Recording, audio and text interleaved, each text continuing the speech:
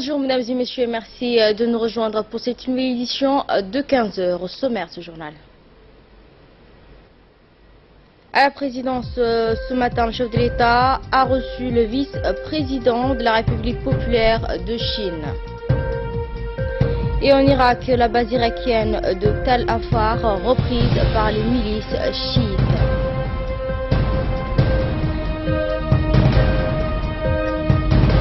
Voilà, c'était les titres de cette édition. Le président reçoit une délégation chinoise.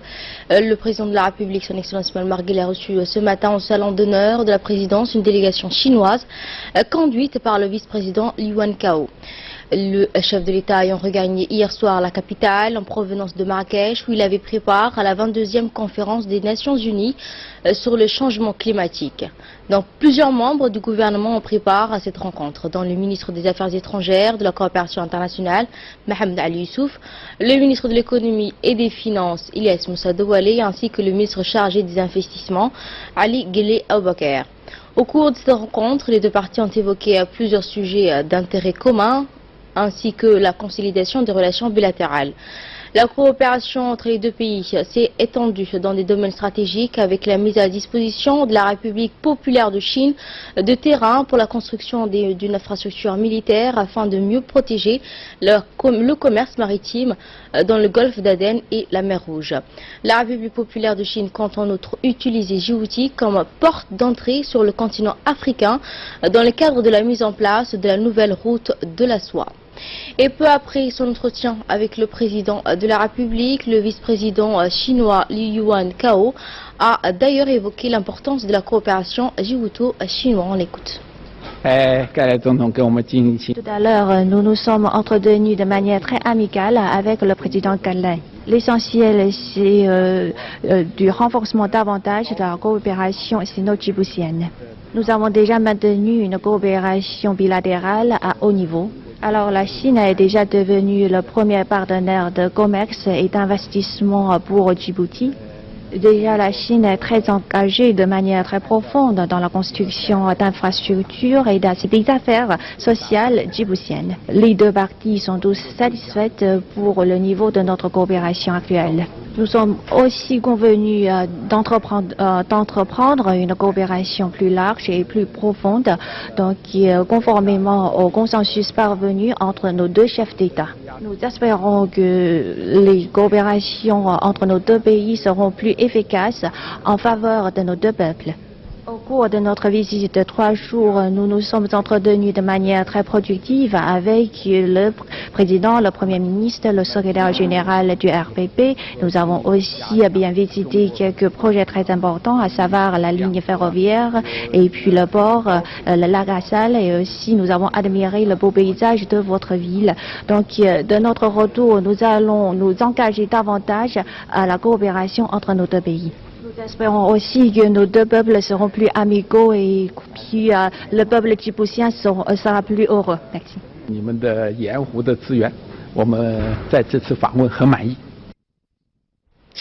Et le ministre des Affaires étrangères, Mohamed Ali Youssouf, a ensuite résumé à la presse la teneur des différents points abordés entre le président de la République et le vice-président chinois Liu Wankao. L'écoute. Le vice-président chinois vous a pratiquement tout dit. La Chine est un partenaire extrêmement important de la République de Djibouti. Nous sommes en train de développer des relations tous azimuts en matière de coopération militaire, stratégique, économique, commerciale. Je crois que c'est ça qui est important. Cette visite marque un petit peu ce tournant dans ces relations et nous sommes très enthousiastes par rapport donc à cette visite. Et je crois que d'autres visites importantes vont se succéder. Nous attendons avec impatience, n'est-ce pas, cette dynamisation tous azimuts de la coopération sino-djiboutienne. Et le vice-président chinois, M. Liu Wankao, a ensuite visité dans notre pays hier le secteur de la Kassal en compagnie d'une forte délégation comprenant le ministre à la présidence chargé des investissements, M. Ali Ghele Aboubakar, le président de l'autorité des ports et des zones franches, Aboubakar Omar Hadi, le directeur du port de Djibouti, M. Saad Merguele, ainsi que de nombreux officiels et hauts dirigeants de la société chinoise et l'ambassadeur de Chine en poste à Djibouti. Le lac Assal, même s'il est situé dans un secteur chaud et volcanique où le manque d'eau rend la vie difficile, il sera prochainement un important pôle économique avec l'achèvement du port minéralier du Gobeit et le démarrage de nombreux projets industriels. Ces projets dans l'exportation de sel de la perlite sont lancés en partenariat avec la Chine. Le temps semble être révolu. Seuls les carabiniers avaient jusqu'à là le monopole de l'exportation du sel à d'autres chameaux. Les magnifiques paysages d'un site situé au-dessus du niveau de la mer où l'on n'entend que les bruissements du vent et des flots d'eau seront quelque peu perturbés par les vues de bateaux, les grues des chantiers, de chargeurs, du va-et-vient des camions lourds. Le décollage économique d'un pays impose des sacrifices. Le vice-président et sa délégation se sont rendus sur le premier site d'exportation du sel sur la banquise de la Assal, où une compagnie chinoise travaille en partenariat avec la société Sarl Investissement pour l'exploitation et exporter en forte quantité le sel qui n'est plus seulement acheminé vers l'Éthiopie. La délégation du vice-président chinois a été accueillie sur la banquise de la Assal par le ministre à la présidence chargé d'investissement, M. Ali Ghili Aboubakar, et par le ministre des Transports, M. Mohamed Abdelkader. Ces derniers étaient entourés du sultan Tajora, du préfet de Tajora, de Malik Mohamed Bounaïta, des élus de la région, des représentants du China Communication Construction Company exploitant le minéralier. Deux sociétés chinoises sont impliquées sur la Assal. Il s'agit du China Communication Construction Company et la China Arbor Company. Outre l'extradition et l'exportation du sel, les sociétés chinoises vont lancer plusieurs projets dans l'industrie chimique, l'énergie, du tourisme. Une grande superficie de près d'allant du Gobeit jusqu'à la banquise a été accordée aux sociétés chinoises. Dans une première phase, cette compagnie va investir 300 millions de dollars et à terme l'on compte investir le colossal somme de 4 milliards de dollars, ce qui permettra d'exporter chaque année 6 millions de tonnes de sel par an vers les pays étrangers. Le représentant de la société chinoise, M. Nan, a donné toutes les explications nécessaires au vice-président Liu Wenkao sur les travaux engagés au lac Assal. Après un passage sur la banquise, des cadeaux ont été remis aux dirigeants chinois du main du ministre Ali Ghili Aboubakar et du sultan Tajora. L'inauguration du port minéralier de Gobeit était prévue en février 2017. Et le vice-président chinois Liu Wenkao a été accompagné sur la Assal par le ministre de la présidence chargé des investissements, M. Ali Ghili Aboubakar. Ce dernier a précisé dans une interview que la coopération djibouto-chinoise dure depuis 38 années, pratiquement depuis l'acquisition de la République Djibouti et sa souveraineté nationale. Une coopération exemplaire caractérise les relations entre les pays et ce dans de nombreux domaines, a-t-il ajouté. La Chine a soutenu la République Djibouti dans la réalisation d'importantes infrastructures, notamment des projets de chemin de fer, les infrastructures portuaires ainsi que les ports de Gobeit et Tajora, a ajouté M. Ali Ghili. Au lac Assal, les sociétés chinoises ont participé à l'extradition et au traitement du sel en abondance, mais aussi à son exportation via du port du Gobeit vers d'autres pays étrangers. Des projets annexes seront lancés dans un second temps dans les secteurs du tourisme. Selon M. Ali Ghili, la visite effectuée par le vice-président chinois est un symbole fort pour la consolidation de relations de coopération entre les deux pays. Le vice-président chinois a été émerveillé par la beauté de lac Assal et a observé de fait le soutien des entreprises chinoises pour le développement économique de Djibouti. Et dans une interview accordée à la radio-télévision de Djibouti sur la banquise de lac Assal, le vice-président chinois s'est réjoui de cette visite au lac Assal, un endroit avec des fortes potentialités industrielles et touristiques. Le lac Assal est un point fort de coopération sino-djiboutienne où bénéficie de la population djiboutienne. Les sociétés chinoises sont très impliquées et engagées toute l'exploitation du sel au bénéfice du bien-être de la population djiboutienne. Les sociétés chinoises vont transporter et exporter un sel abondant au bénéfice de deux parties. Le nouvel ambassadeur du Koweït, M. Youssouf Al-Kabash, a été reçu aujourd'hui à la primature par le Premier ministre, M. Abdelkader Kamel Mohamed. Le nouveau diplomate koweïtien récemment accrédité à Djibouti a remercié le Premier ministre pour son accueil chaleureux et sa disponibilité. Il a évoqué au passage l'excellente relation existante entre les deux pays et a réaffirmé au Premier ministre l'appui constant du Koweït à Djibouti. Et pour sa part, le ministre n'a pas manqué de rappeler l'excellente relation de coopération profondément enracinée entre les deux pays, du soutien important à l'égard de notre nation, a-t-il indiqué. Il a mentionné notamment le soutien du Fonds koweïtien de développement dans les réalisations de nombreuses infrastructures. Il a assuré le nouveau diplomate koweïtien dans son soutien indéfectible d'étendre la coopération bilatérale afin de promouvoir les relations entre ces deux pays amis. Le Premier ministre a enfin assuré les diplomates de son soutien dans sa mission à Djibouti. Et toujours en nouvelles du pays, éducation cette fois, le ministre de l'Éducation nationale et de la formation professionnelle, M. Mustafa Mohamed Mahmoud, a reçu aujourd'hui dans son cabinet l'ambassadeur du Royaume d'Arabie Saoudite, Abdelaziz Abdullahi Al-Daoud. La visite s'est déroulée en présence des principaux responsables du même FOB ainsi que la délégation d'ambassadeurs d'Arabie Saoudite. L'objectif de cette rencontre avait trait à la consolidation de coopération entre les deux pays dans le domaine de l'éducation et l'élargissement des programmes de la langue arabe dans les établissements scolaires. Enfin, la rencontre s'est clôturée par la remise de cadeaux entre les deux parties pour sceller l'amitié entre les deux pays, frères et amis. Et une réunion préparatoire en vue du lancement du championnat scolaire. Une réunion du lancement du championnat scolaire a eu lieu hier au MEFOB, sous la présidence de Ismaël Djilal, président de la commission d'organisation de la cérémonie de lancement. Cette réunion a vu la participation du directeur général de l'enseignement, M. Abdi Derir, du responsable des services sport ainsi que le chef d'établissement. Elle avait pour objectif de préparer la cérémonie de lancement des activités du championnat scolaire 2016-2017 qui aura lieu au gymnase du lycée de Djibouti le 21 novembre 2016. Près de 4500 jeunes sportifs issus des établissements scolaires prendront part à cette compétition tout au long de l'année scolaire en football, en basket, en handball et en athlétisme. Et à laquelle étaient conviés tous les chefs d'établissement, proviseurs, principaux, directeurs d'école, qui vont effectivement participer comme spectateurs, mais comme acteurs aussi, puisque ce sont les élèves du primaire, du collège et du lycée, inclusivement, qui vont produire un spectacle, à la fois durant les matchs, pendant le défilé et à l'occasion d'un spectacle culturel. C'est pour vous dire que c'est la main dans la main, derrière le ministre, que la communauté éducative a fêté le lancement de ce nouveau championnat national scolaire. Et c'est l'heure de l'appel à la prière. On se retrouve tout de suite après pour la suite des infos.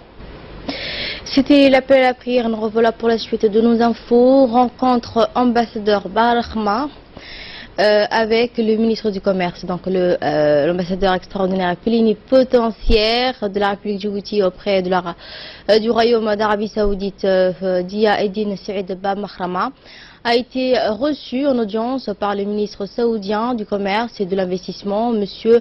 Majid Abdallah. Donc les discussions entre les deux responsables ont porté sur le développement des échanges commerciaux, les liaisons portuaires ainsi que les opportunités d'investissement des sociétés saoudiennes à Djibouti. La préparation d'une visite du ministre saoudien à la tête d'une délégation d'hommes d'affaires à Djibouti a été également abordée. Et de là, nous passons à l'actualité internationale, notamment en Afrique du Sud. Le procès de deux fermiers blancs jugeant avoir voulu enfermer vivant un homme noir dans un cercueil a été ajourné jusqu'au 25 janvier prochain. Un procès pour racisme qui fait grand bruit en Afrique du Sud. Deux fermiers blancs accusés de crime racial pour avoir tenté d'enfermer dans un cercueil noir ont été présentés devant la justice hier. Mais à l'issue de cette première audience, le procès a été reporté jusqu'au 25 janvier prochain. Dans une vidéo publiée dans les réseaux sociaux, on y voit leur victime Victor Machoua ici ces images allongées vivant dans un cercueil que l'un de ces bourreaux tentait de fermer alors que l'autre menaçait d'y introduire un serpent. La vidéo a suscité une vague d'indignation dans le pays, comme peut en témoigner cette forte mobilisation à l'ouverture de l'audience. Hier, ils ont pris nos terres et maintenant ils sont en train de traiter notre peuple tous les jours. Ils nous contrarient. Mais nous n'allons pas permettre ce genre de situation dans cette démocratie, a prévenu M. Demos Mouela, président de la Ligue des jeunes.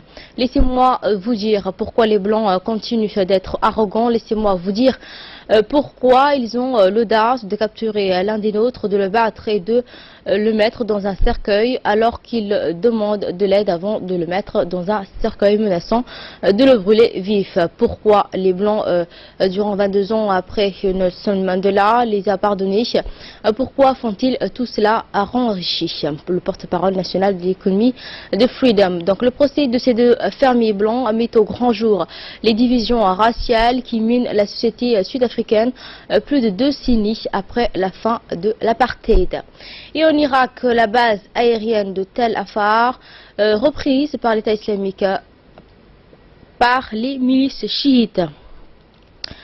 Cela fait un mois tout juste que les Irakiens ont lancé la bataille pour reprendre la deuxième ville du pays au groupe d'État islamique. Comme prévu, la bataille de Mossoul s'avère longue et difficile. Parmi les dernières avancées notables, la reprise de la base aérienne militaire de Tel Afar par les milices chiites.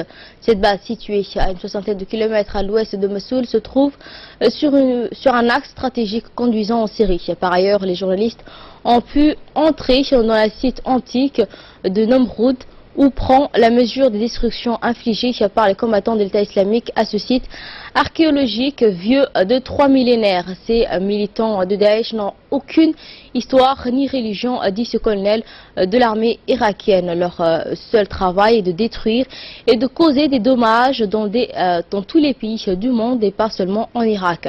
L'ancienne capitale assyrienne a subi des dommages irréversibles.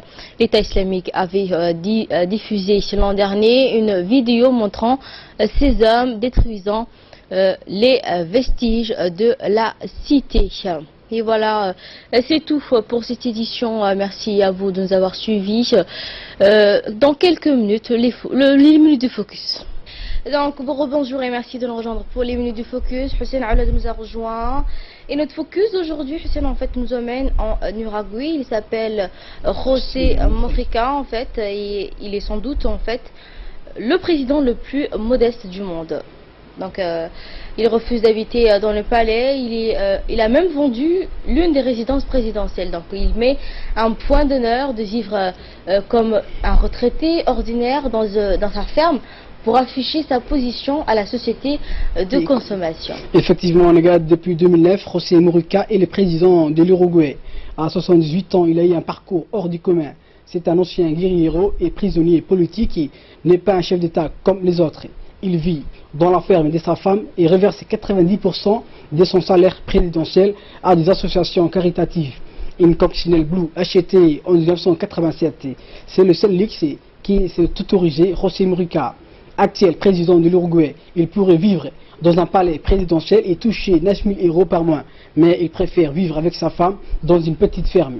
Il ne porte jamais de cravate et un chef d'État atypique et pour l'un des pays le plus stable de l'Amérique latine. L'Uruguay affiche aujourd'hui une croissance économique honorable et un taux de chômage à moins de 6%. Donc une vie loin d'être de tout confort. Donc, oui, effectivement, c'est qu'au cours de sa vie, José Mujica n'a pas vraiment eu l'habitude de vivre dans le luxe. Engagé dans la lutte révolutionnaire dès les années 60 et dirigeant de la guérilla de Tupamaros.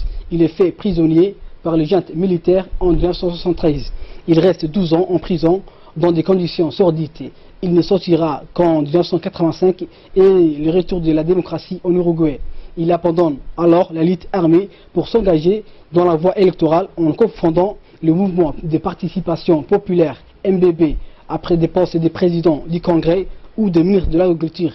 Il est élu président de l'Uruguay en 2009 avec 52% des voix.